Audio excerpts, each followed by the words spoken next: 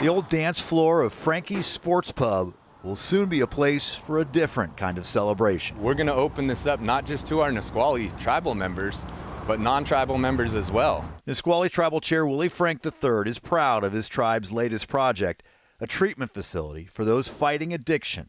Frank's motivation is simple. Healing from within.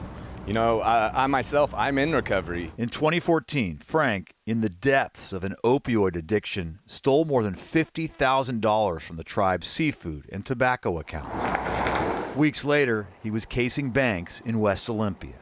Arrow Pharmacy in those days was an Umpqua bank, and a suspicious teller there called police after someone kept entering and exiting the bank. 11 minutes later, at a bank just up the street, a teller called 911 saying a man had walked in and out of the bank 3 times.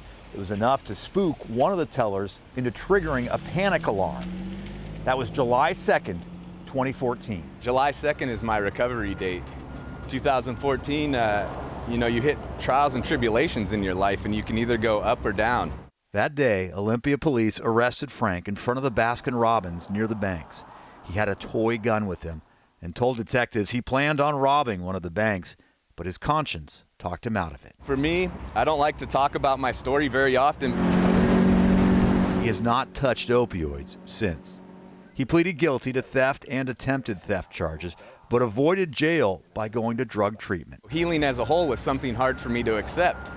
But once I started to accept and realize I had a lot of work to do, it seemed like life started falling into place a little bit more.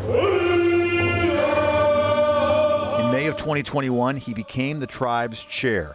He's now a regular at the state capitol, has hosted the governor and members of Congress, and is now working with the federal and state government on a medically assisted treatment facility set to open in Olympia in 2025. The tribe is paying for more than half of the project. It comes from my father. It comes from the teaching and the leadership of Willie Frank Jr. He credits his sobriety to his wife, Pegan, and his father, Willie Frank Jr., who also got arrested, but while supporting tribal fishing rights, actions that later earned him the Presidential Medal of Freedom. Before he died, Frank Jr. taught his son to never stop fighting for progress. I really think of him and my grandfather. They could have been the most bitter human beings in the world.